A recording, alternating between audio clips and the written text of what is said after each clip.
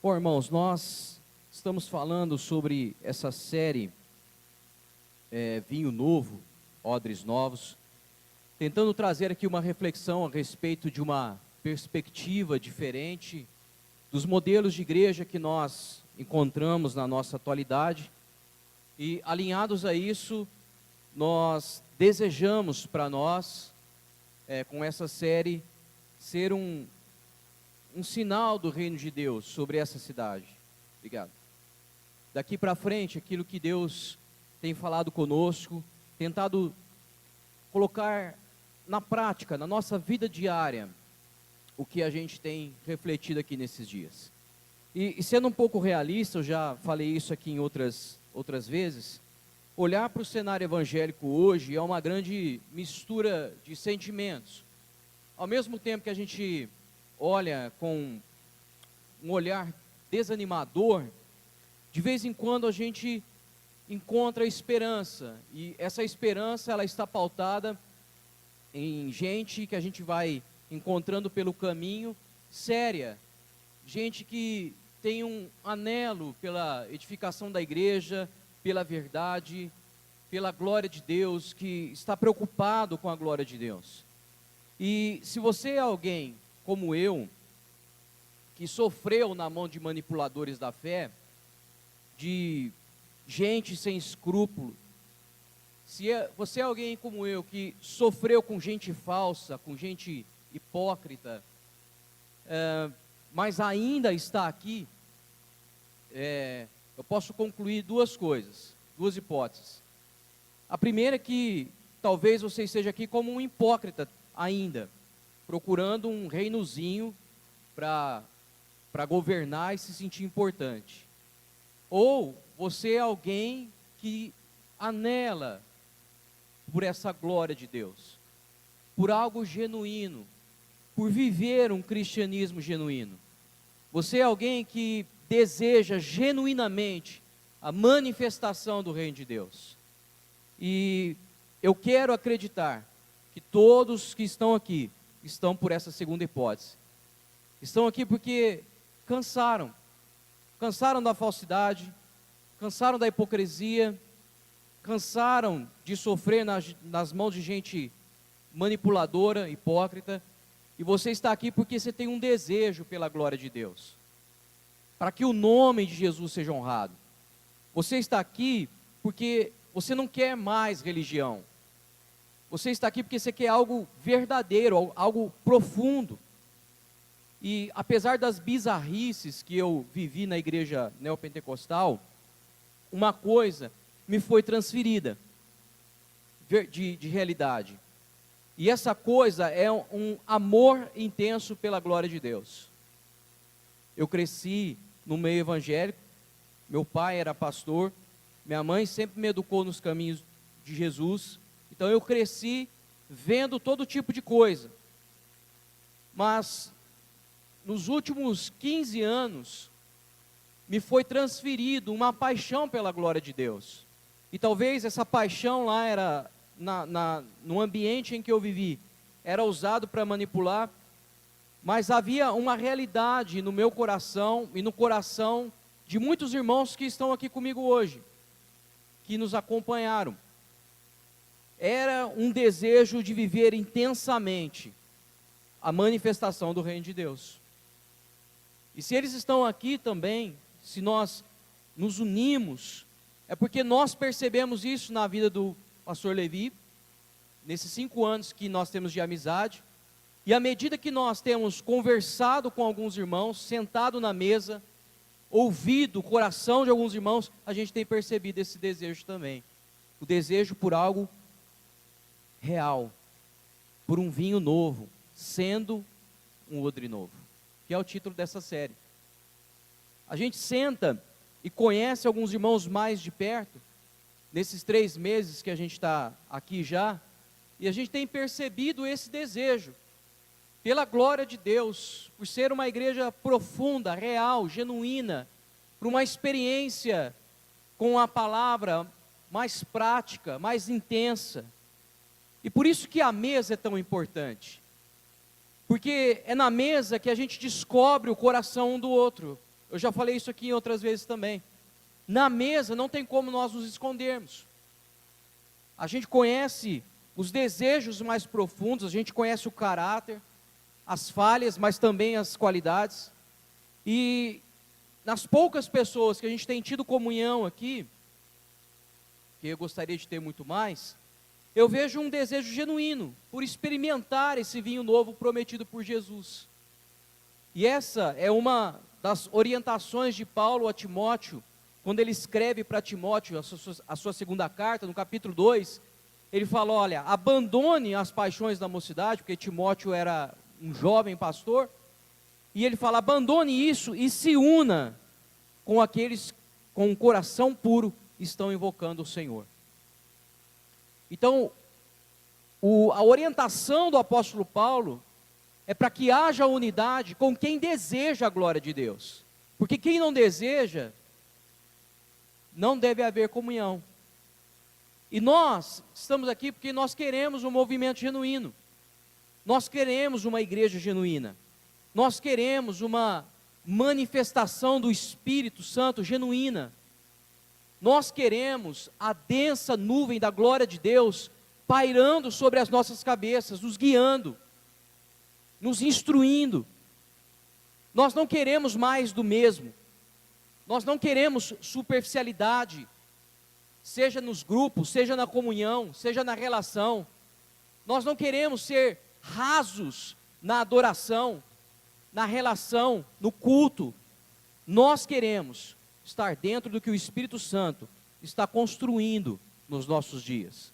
Um mover genuíno, uma obra verdadeira dele.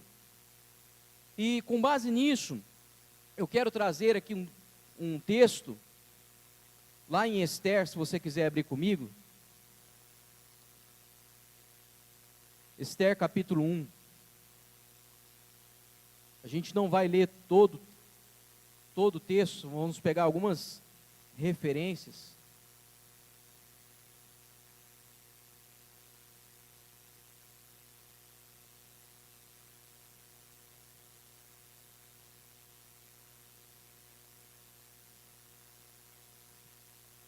Para tentar contextualizar o que nós queremos conversar aqui nessa noite. Esther, capítulo 1.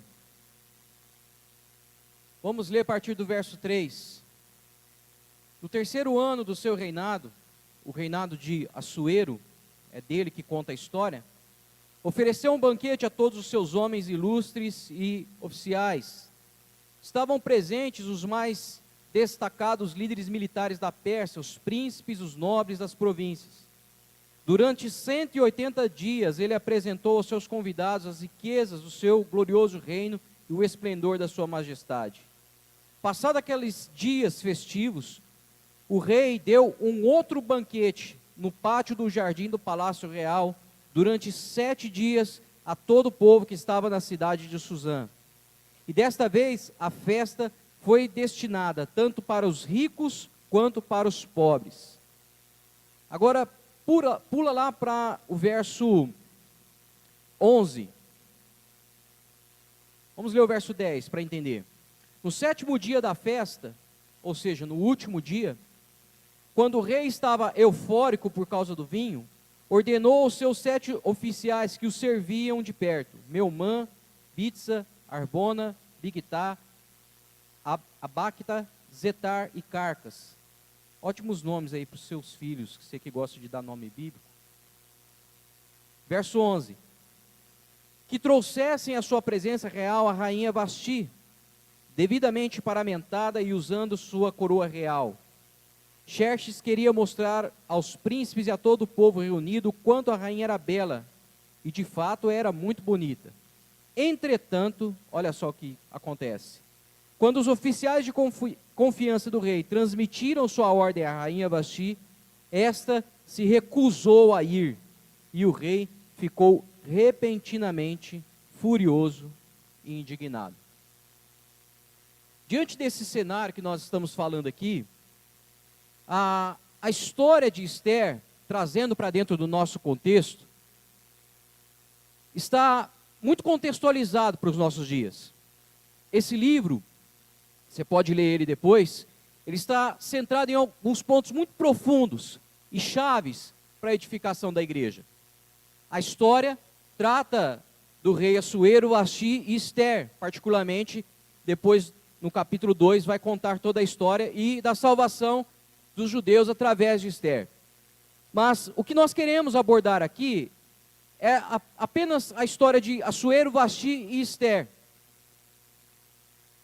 O rei, aqui nesse contexto, aponta para Cristo. O rei está apontando aqui para Cristo. E ao olharmos a história, nós vemos que esse rei, ele está governando sobre toda a terra. E os primeiros versos de Ester diz que ele mostra todo o seu reino, todo o seu esplendor e toda a sua glória. Da mesma forma acontece com Jesus. O desejo de Deus é que toda a terra, como diz um texto bíblico, se encha da glória de Deus. Toda a terra se encha do seu esplendor. Então a história trata disso e aponta para esse desejo do coração de Deus. Quando passa a primeira festa, o rei dá uma segunda festa. Essa festa agora é abrangente para todo o povo. Imagine só uma cidade inteira participando do banquete do rei. Essa é o cenário aqui. O que nós encontramos nesse cenário é que o rei estava preocupado em manifestar a sua bondade, a sua solidariedade e apresentar a sua rainha ao povo. Nós encontramos então intenções do rei, nós encontramos propósito, nós encontramos aqui uma estratégia para ele fazer isso, nós encontramos os desígnios do rei. Esse rei representa Cristo, que também deseja manifestar as suas intenções, também deseja manifestar a sua bondade e solidariedade a toda a terra, para que todos se acheguem a ele e deseja apresentar uma noiva, que é a igreja. Nós encontramos então essas três figuras que apontam para três classes de pessoas no Novo Testamento: Vasti, Ester e as virgens. Nós temos as virgens que apontam para aqueles que nasceram de novo. Nós temos Vasti que aponta para aqueles que começaram muito bem, para aqueles que experimentaram da glória do rei, que estão inseridas dentro do seu governo e dentro do seu reinado, mas que em algum ponto do caminho se perderam e caíram na religião, porque o rei está dando uma festa, mas Vasti, ao ser convidada, não quer participar da festa. E se você for ler todo o texto, você vai perceber que Vasti não foi para a festa do rei, porque estava dando uma festa própria. E nós temos Ester, que apontam para essa nova geração de discípulos, que estão preocupados com a glória do rei. Para aqueles que não se acomodaram com mais do mesmo. E embora existam essas três figuras, nós vamos nos concentrar em Vasti e Ester. E qual diariamente nós, como igreja, estamos escolhendo ser na história da construção e edificação da igreja operada por Jesus nesses dias? Quem nós estamos sendo nesses dias? Vasti ou Ester? Não é assunto para hoje, mas eu compreendo que após a salvação, Deus nos devolve o poder de escolha.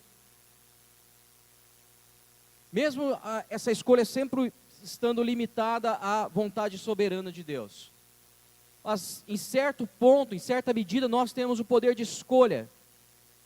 E nós, hoje, como nascidos de novo, nós podemos escolher quem nós queremos ser no reino. E que tipo de vida nós estamos vivendo para o reino. E aqui o livro de Ester trata justamente dessa escolha. De uma forma intrínseca, de uma forma subjetiva. Vasti, há uma tratativa na relação íntima com o rei. Com aquilo que o rei está fazendo, com aquilo que o rei está construindo, da maneira como o rei está governando. E nesses versos que nós lemos aqui no capítulo 1, ele já começa esse reinado, né? Ou, na verdade ele dá início, mas a história já começa falando de uma festa. E ele trata de pelo menos 3 festas aqui. Uma festa anterior, antes da festa do banquete de 7 dias para toda a cidade.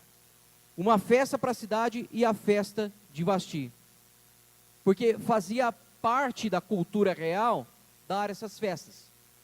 É por isso que você vê em alguns filmes aí de época, os reis dando festas, depois das guerras eles dão festas também, porque faz parte da cultura. E uma festa era o próprio rei quem estava dando, mas outra festa estava acontecendo ao mesmo tempo, e essa festa era da rainha Vasti. E aproveitando aqui os simbolismos que o Novo Testamento nos fornece, como eu já disse, o rei aponta para Jesus, a extensão desse governo, a influência, a glória de Assuero, aponta tudo para Cristo. E Vasti aponta para aqueles que em algum momento participaram dessa glória, influência e extensão do governo, mas em determinado tempo perderam esse desejo e começaram a construir a própria festa. Vasti aponta para essa igreja que ela não está na posição de rainha, mas de noiva no Novo Testamento, mas aponta para esse tipo de crente, esse tipo de gente que está inserido no reino, está debaixo do governo do reino, mas que aqui já encontramos o primeiro ponto importante dessa história, está dando outra festa. E pegando o gancho do que eu falei algumas semanas atrás, que o reino de Deus é justiça, paz e alegria, Romanos 14, a festa aqui é esse reino que está acontecendo. É a celebração desse reino. Essa experiência gloriosa de participar dessa celebração do governo do rei. Vivendo essas relações íntimas do reino. Uma festa para uma cidade inteira. E toda a cidade estava presente. Menos quem? A rainha. A rainha e quem concordava com a rainha. E sabe, irmãos, como é comum a gente encontrar no meio cristão gente que viveu uma experiência maravilhosa no reino de Deus, participou da alegria, da paz, da justiça, junto com outras relações verdadeiras, íntimas, mas em algum ponto se perdeu. A festa para ela do rei envelheceu. Essa experiência gostosa da comunhão, da participação, da celebração do governo do reino de Deus, em algum ponto, em algum momento, para ela perdeu-se o anseio por isso. E aí ela começou a dar outra festa. A festa própria, não mais a festa do rei.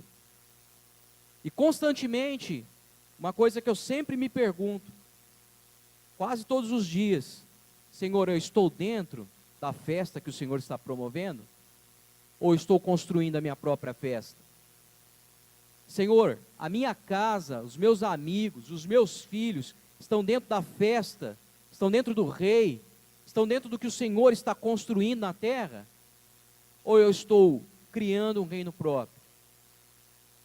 Então, um temor que há no meu coração é esse, de estar inserido no que Deus está fazendo.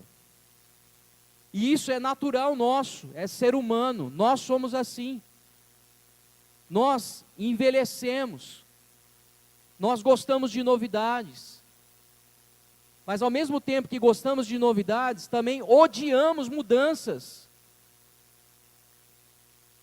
Quantas vezes você já tentou emagrecer na segunda-feira? Amanhã é dia. Mas por que você não consegue e eu não consigo? Porque a gente odeia mudança. Tem que mudar hábito alimentar, tem que mudar hábito de exercício, tem que mudar uma série de coisas, tem que mudar a mente. E a gente odeia isso. Para nós é muito mais cômodo, muito mais confortável estar na festa que nós estamos construindo. Cômodos. Olhe para as festas do Velho Testamento. Perceba que a história são de festas que caducaram. Festas que começaram apontando para Cristo. Se você olhar a relação de festas em Deuteronômio, em Números, lá onde que vai descrever o que deveria ser feito, as festas anuais, são festas que apontavam tudo para Cristo, mas que à medida que foram se passando os anos e tempos, foram transformados em cultos a si mesmo. Festas próprias, porque isso é nosso, isso é meu, isso é seu. Nós temos essa tendência de transformar tudo que é genuíno de Deus em algo para si. Esse risco de se tornar um saudosista, de ficar olhando para trás e cristalizar as coisas, dá-nos o poder de nos tornar resistentes à festa que o rei está dando. Porque a gente olha para trás e fala, não, Deus só faz assim, só faz dessa maneira. Olha o próprio Cristo. Quando Cristo vem para a terra, o mesmo povo que recebeu os oráculos de Deus, que recebeu as profecias sobre Cristo, sobre a sua vinda, é o mesmo povo que o persegue, que o mata e que o crucifica. Porque a festa que Jesus estava dando era diferente dos propósitos e interesses daqueles que ficaram com as festas cristalizadas. É o mesmo povo que persegue a igreja, que é consequência dessas mesmas profecias que eles receberam. Olhe para a história da igreja e veja essa verdade cíclica. Qualquer festa que o nosso rei Jesus começa a dar, quando ela vem para trazer um novo paradigma, um novo tempo, um novo avanço, uma nova percepção da realidade, ela vem sendo perseguida por aqueles que estão dando festas para si mesmo. Porque as festas que Jesus começa, muitas vezes, e eu posso dizer, na sua grande maioria, vão contrariar os nossos interesses pessoais. Os interesses de Vasti. Vasti não comparece à festa do rei Assuero, porque ela está dando uma festa própria. Uma festa para si mesma. Então a festa do rei não se alinha mais ao interesse de Vasti. E isso é cíclico na história da igreja. O Senhor começa festas, quando eu digo festa aqui, talvez ele comece um movimento, talvez ele comece uma nova percepção, nada fora da Bíblia, amém? Nada de que foi ao céu, foi ao inferno, nada disso.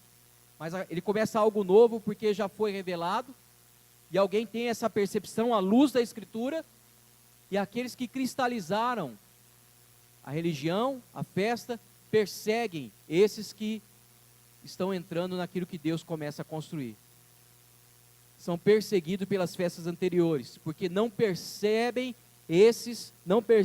aquilo que o rei está fazendo de novo. Olha o que aconteceu com a igreja romana, irmãos. Nós estamos no mês da reforma. A igreja romana perdeu a percepção do que o rei estava fazendo. E a mesma igreja romana que guardou a palavra de Deus, ela que guardou isso aqui, as 7 chaves, que lutou por isso, pela palavra, é a mesma igreja que persegue agora os cristãos que querem ter a palavra em suas mãos.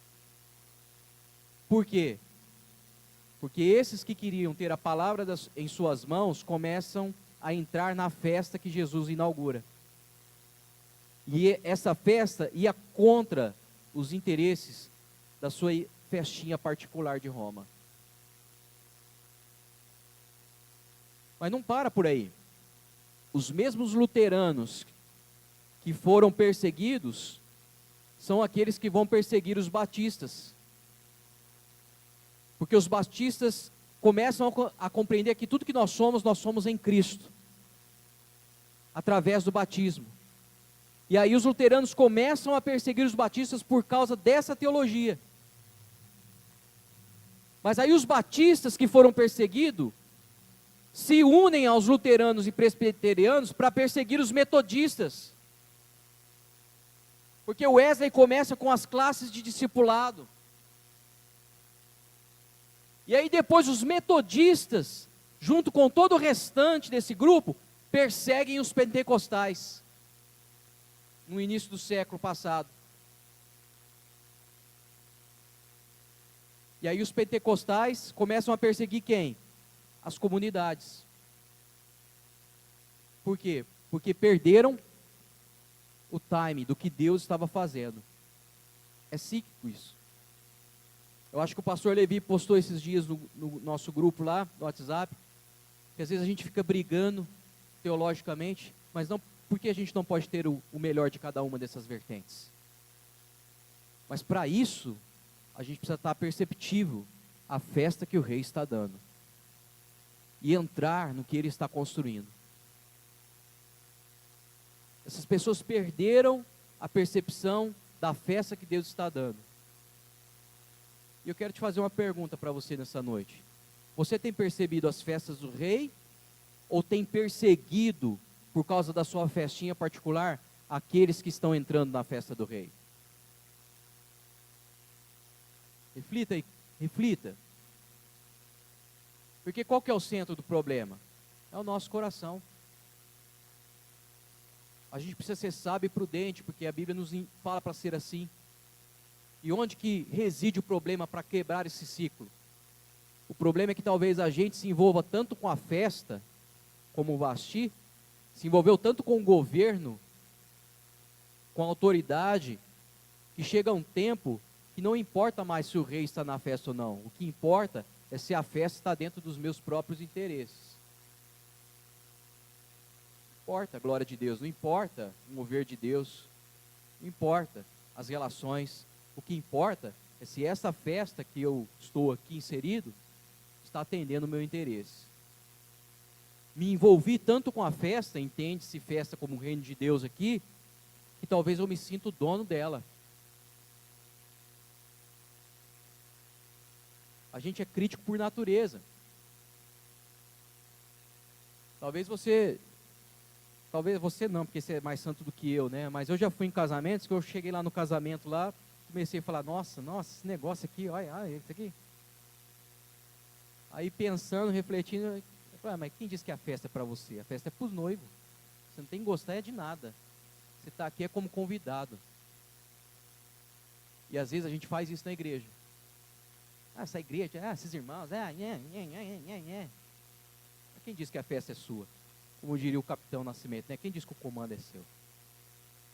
A festa é do rei. Você tem que estar inserido no que Deus está construindo. A festa não é para você. A festa é para o rei. Seja grato por participar dela. Então Vasti representa essa igreja, esse grupo de pessoas que não se importa, que não valoriza o que Deus está fazendo, que não se interessa se o rei está na festa ou não. O que importa é se Vasti está satisfeito. Vasti chegou àquela posição, como eu disse, cumprindo princípios, atendendo requisitos, dando respostas apropriadas. Ela começa bem. Se você lê todo o restante do livro, você percebe ali na iniciação de Esther, como as mulheres eram preparadas para entrar no reinado, para ser esposa do rei. Então, se a gente pensar nesse processo, Vasti passou por esse processo. E aí, é só terminar de ler o livro, você vai ver como esse processo é um processo rigoroso. E Vasti passou por isso, atendeu esses requisitos, passou pelo mesmo processo que Esther. Mas em algum momento, Vasti, ela chegou e pensou, cansei das festas do rei. Ela chega a essa posição porque ela passa pelo processo, ela quer conhecer o rei, ela quer estar próxima do rei, ela quer ter intimidade com o rei, mas chega um momento na vida dela que ela pensa, eu não estou mais afim de participar das relações que o rei tem. eu vou construir eu vou dar a minha própria festa. Eu não estou mais afim de estar perto do rei. Não me interessa mais a intimidade na casa do rei. O que me interessa é a minha própria festa. Irmãos, pasmem, nós fazemos o mesmo. Os desigrejados, gente que troca de igreja por picuinha, faz o mesmo.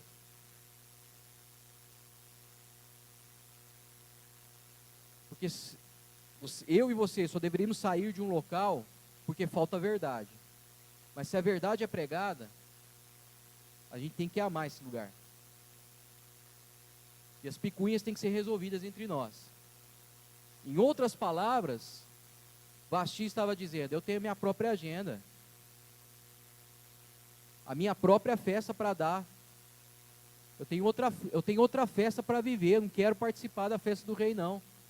Fala lá para o rei que eu não vou. Então perceba aqui o paralelismo que a gente está tentando fazer. Vasti tem o nome de rainha, ela tem a posição, ela tem uma certa autoridade, mas existe apenas um detalhe nessa história. Ela não está mais na festa do rei. Ela não se alegra mais com a presença do rei.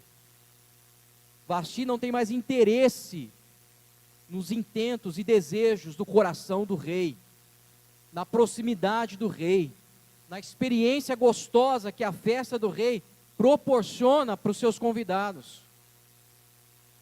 E nós temos igrejas assim, que tem nome de igreja, tem a posição de igreja, tem uma certa autoridade, mas enquanto dessas igrejas, nós estamos encontrando Jesus lá na festa. Enquanto dessas igrejas nós estamos encontrando a gostosura que é viver na comunidade dos santos, como diz o salmista em Salmo 133. Enquanto dessas igrejas nós estamos encontrando um povo que está preocupado com a agenda do rei, e não com sua agenda, com os seus interesses. Quantos? E eu estou falando de nós, irmãos, estou falando de mim, da minha própria história. De se acostumar tanto com a presença do rei, que chega um determinado tempo e que já não importa mais se ele está na festa ou não, se ele está no culto ou não. Não importa mais se a presença dele é viva, real no nosso meio ou não. O que importa é se eu estou dando a minha própria festa, se eu estou seguindo a minha agenda, se eu estou construindo o meu próprio reino. Irmãos, eu vi isso acontecer. Eu vivi isso um período de tempo. E talvez você não seja Vasti na própria festa, mas talvez você seja um convidado da festa de Vasti, que está seguindo o Vasti ao invés do próprio rei. E os convidados também não estão na festa do rei. E aí, quando isso acontece, isso é cíclico também, a gente vê isso na própria escritura e na história da igreja. Quando um povo não está interessado mais na festa do rei, Deus levanta Estérs. Quando isso acontece, Deus levanta outros que estão preocupados com o seu coração, com aquilo que ele está fazendo e construindo. Olha o que diz o verso 19 do capítulo 1. Se bem parecer ao rei, promulgue de sua parte um decreto real, que será inscrito nas leis da Pérsia e da Média e não poderá ser revogado, que Vasti nunca mais tem acesso à presença do rei Xerxes. Além disso, que o rei outorgue a posição de rainha a outra mulher, cujo modo de ser seja melhor do que o dela. Quando nós nos tornamos Vasti, Deus levanta Estérs. E sabe o que é interessante? É que a mesma frase que esses conselheiros do rei dão a ele, é a mesma frase que Samuel diz para Saul. 1 Samuel 15, 28, Samuel diz o seguinte: o Senhor tem rasgado de ti hoje o reino de Israel, e tem dado ao teu próximo melhor do que tu. E só um parênteses aqui, na história de Esther, veja que Samuel ele fala que Davi, porque é Davi que vai ser levantado no lugar de Saul, é melhor do que Saul. Um assassino e adúltero arrependido é melhor do que um santo que quer honra na frente de um povo. Um assassino e adúltero arrependido e que está preocupado com o coração do rei é melhor do que um santo que está preocupado com o seu próprio interesse. E por que melhor? Porque Davi, irmãos, a Bíblia já relata isso, é um homem segundo o coração de Deus. É um homem que é apaixonado pelo que Deus está fazendo, pela glória de Deus. Davi é alguém que quer a presença do rei. Davi, ele quer estar dentro da festa do rei, ele quer participar do governo do rei. Davi é aquele que vai trazer a arca de volta, porque ele fica tão indignado, que ele não quer que o rei, Deus, seja mais um acessório, ele quer trazer a arca para que a arca, a presença, a glória de Deus, seja o centro da vida de Israel. Ele está preocupado com o que Deus está construindo. E sabe o que é interessante? É que Davi influencia uma geração inteira.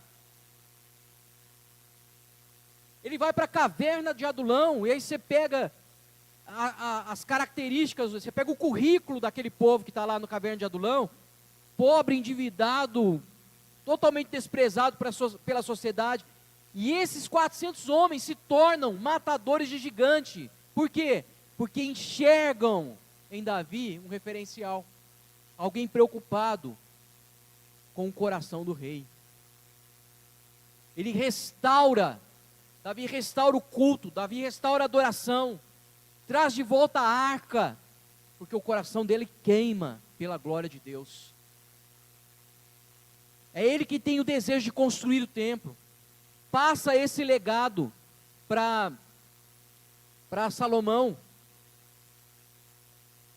Passa esse desejo, esse fogo no coração para o seu filho. Mas tem um ponto importante nessa história. É que Salomão constrói o templo, põe a arca lá. Mas quando Roboão assume o reino, que é o filho de Salomão, neto de Davi,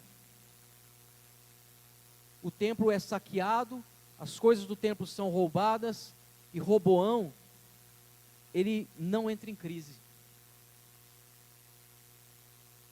Sabe por quê? Talvez seja porque, a história não fala, né? Mas talvez seja porque, quando Davi morre, Roboão tem apenas 1 ano.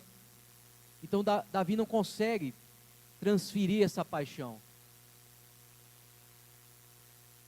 E quando o templo é saqueado, roubado, leva-se, a glória vai embora, né, como diz o texto, e cabode. Tudo que Roboão faz é, manda lata, vamos fazer tudo de bronze. Sabe por quê? Porque Roboão é como Vasti, não está interessado na festa do rei. E quando a gente não está interessado na festa do rei, qualquer coisa serve. E é assim que muitas igrejas se comportam. Igrejas lideradas por Roboão. Manda trazer lata. Porque o povão não está nem aí, nem sabe o que é ouro, nem sabe o que é prata. Sabe que ouro na Bíblia representa a natureza de Deus, né? Os utensílios do templo são de ouro. E aí saqueia, leva tudo embora. E Roboão faz tudo de bronze. E é assim que muitas igrejas se comportam. Deixa a glória embora, deixa a presença embora. Faz tudo de lata, faz tudo superficial. A igreja ela não consegue notar essa diferença. Contanto que a festa de Vasti continue, contanto que os nossos interesses sejam atendidos, contanto que a igreja encha, que o povo continue dando dízimo, que a gente continue pagando as nossas contas, a gente não precisa da festa do rei. A festa da Vasti já dá um bom resultado. Aliás, a festa da Vasti, como diz os jovens, bomba também.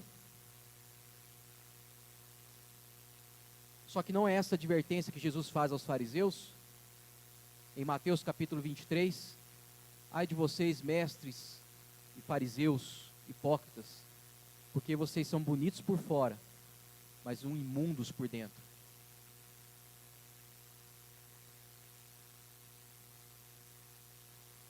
Parece igreja, tem nome, tem posição, tem até autoridade,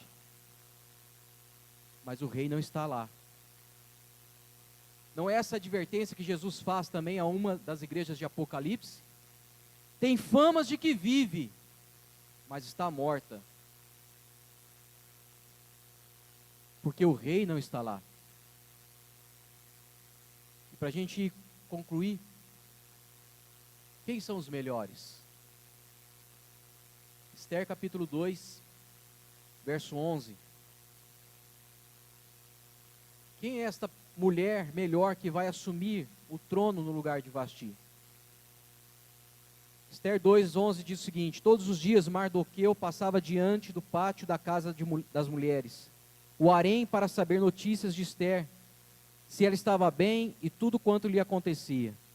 Em chegando o momento de cada moça vir se apresentar diante do rei Xerxes, depois de tratada de acordo com todas as prescrições de boa alimentação e embelezamento para as mulheres do harém, cuja duração média era de 12 meses, 6 meses com óleos e mirras, e 6 meses com perfumes e cosméticos.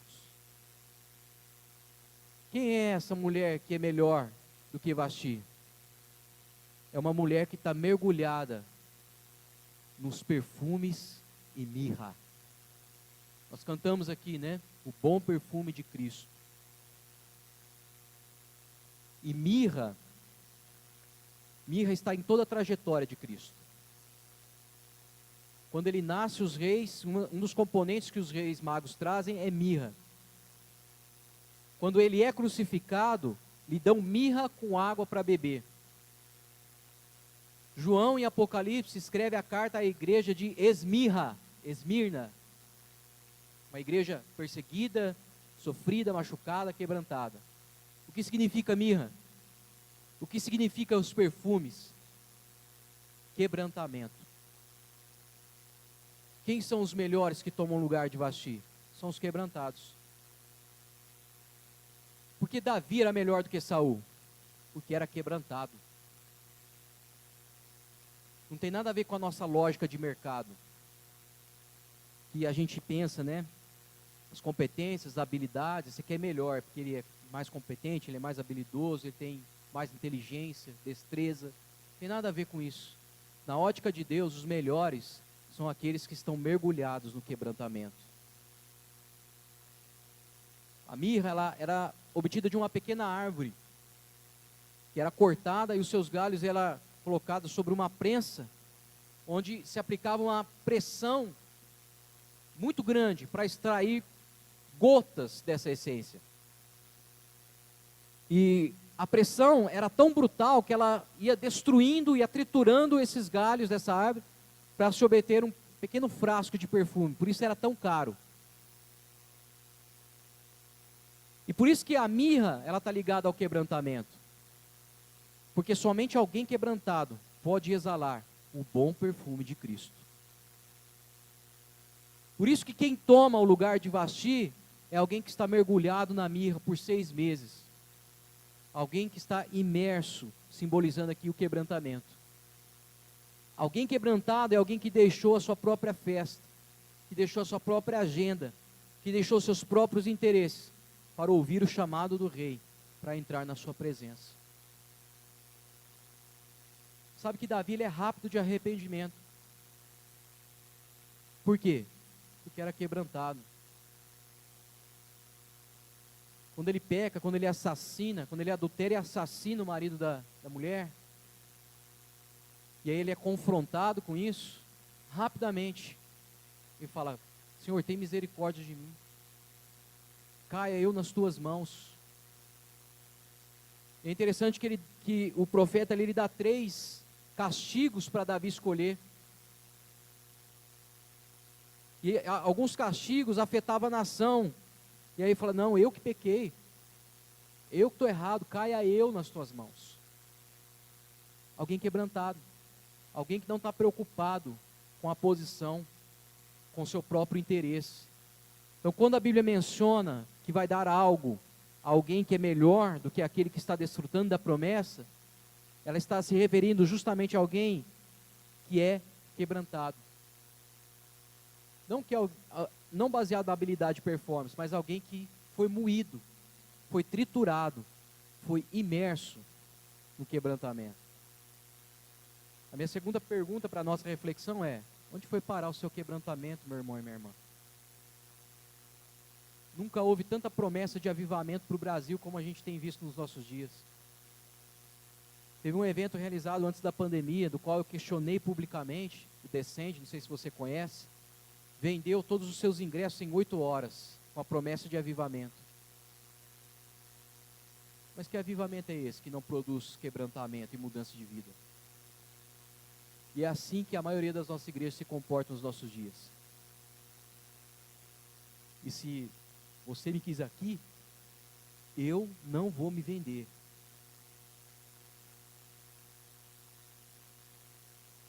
Eu não vou vender o avivamento. Quem quer comprar o mover de Deus, quem quer produzir as suas próprias festas, são vastis, querendo fazer os seus próprios interesses, construir o seu próprio reino. Deixa eu te falar uma coisa, meu irmão, minha irmã. Eu saí de uma igreja de 400 pessoas. Eu já ministrei para 5.000 pessoas. E eu saí com uma mão na frente e outra atrás. Porque eu era empregado, eu era assalariado lá. E ouvindo uma pregação um dia, Deus falou comigo. Não foi ninguém, foi Deus. Falou: você se calou muitas vezes por causa disso daqui, ó. Salário. Eu falei: Deus, nunca mais.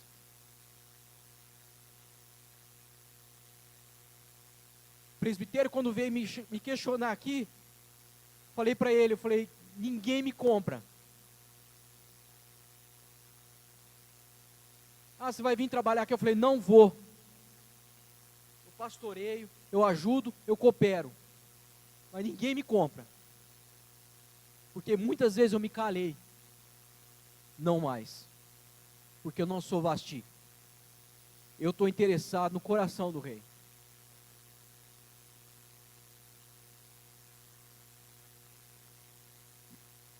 E talvez você, que é do Raízes, não me conhece, mas quem anda comigo há mais de 15 anos sabe disso.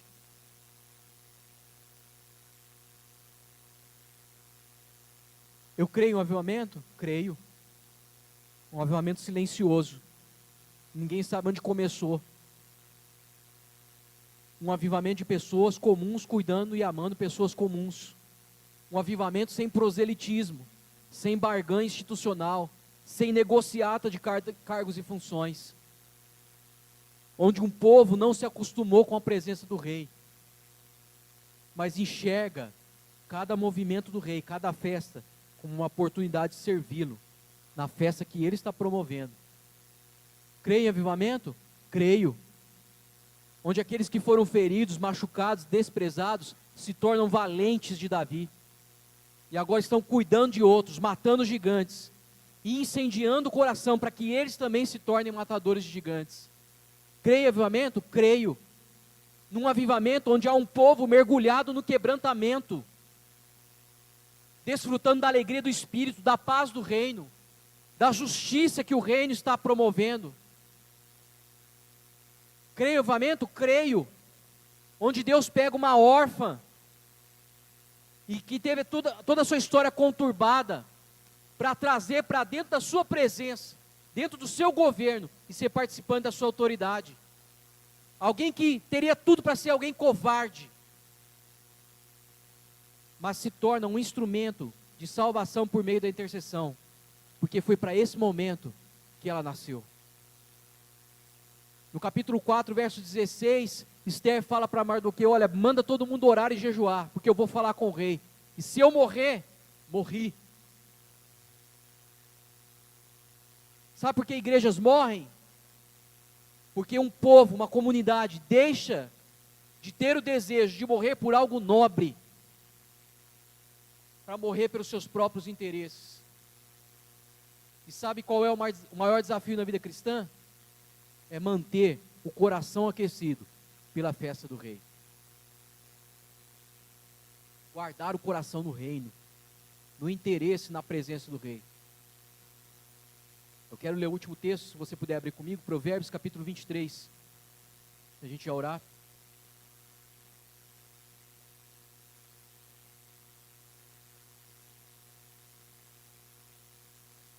Aliás, Provérbios 4, verso 23.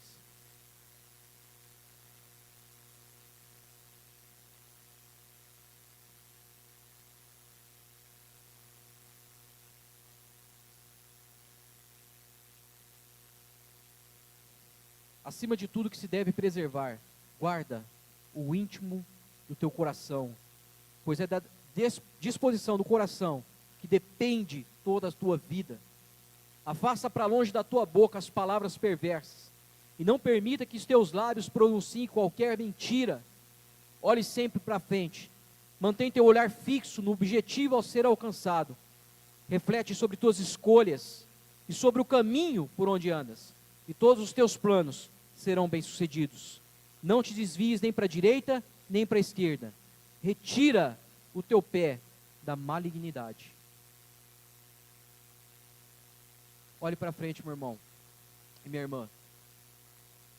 Guarda o teu coração e olhe para frente. Desvia tua boca da perversidade. Reflita sobre o caminho que você está andando. E não permita que os seus pés andem na malignidade. Não se venda para outros. Mas acima de tudo, não se venda aos seus próprios interesses. Minha maior referência que eu admiro no Novo Testamento é o apóstolo João. Ele foi o apóstolo, o último apóstolo, segundo a história, a morrer. 80 anos diante do rei Levi. 80 anos. E eu tenho um respeito e honra para quem mantém uma história no Evangelho, sem perder o coração. Alguns anos atrás, uns 4, 5 anos atrás, participei de um evento, o Levi até participou com a gente lá, nós estávamos juntos, no Redil, ali em Cajuru, né? Cajuru. E sentei lá e eu até me emociono porque eu comecei a conversar com uma senhorinha, devia ter os seus 70 e poucos anos, mas ela falava do Evangelho com brilho nos olhos. Brilho. Uma história no Evangelho. E ela contava as histórias, contava a esperança que ela tinha, uma alegria, aquela alegria. E eu honro demais isso. João é alguém que não se prendeu ao passado. Ele não ficou em Jerusalém. Ele não se prendeu a Antioquia, mencionada aqui pelo pastor Levi semana passada. Ele morre em Patmos, segundo a tradição. Mas ele passa boa parte da sua vida na igreja de Éfeso. Uma igreja que foi plantada pelo apóstolo Paulo. Ele não se prende, ele não cristaliza o passado. Ele participa do que Deus está construindo na história. E as suas cartas são as últimas a serem escritas. Tirando Apocalipse, parece que o Evangelho de João, 1º, 2º e 3º João, é uma conclusão da própria história dele no Evangelho. E o que ele escreve de relevante? Ele escreve sobre o amor. Porque é alguém que mantém o coração queimando pelo reino de Deus. Ele vai escrever em João 13 que Jesus, tendo amado os seus, amou-os até o fim. Nenhum outro evangelista escreveu isso sobre a Santa Ceia ali. Ele escreve. Lá em 1 João, ele vai escrever: filhinhos, vos escrevo que não vos ameis uns aos outros somente com palavras, mas com amor de verdade. Porque o amor de verdade é refletido nas ações, nas relações. Quem tem problema em amar quem está vendo, tem um sério problema em amar quem não está vendo. Uma Vasti infiel ao rei vai ser uma Vasti superficial e infiel na relação com os convidados do rei. E a unidade só pode acontecer por similaridade de interesse. É por isso que a gente tem duas festas aqui no texto de Esther. Porque uma festa está rolando os interesses do rei, mas na outra festa está rolando os interesses que não são do rei. E a grande pergunta para nós é: em qual festa a gente quer estar? Aonde o rei está presente ou aquela que ele está ausente? Eu não sei você, mas eu quero estar na que o rei está presente. Feche seus olhos.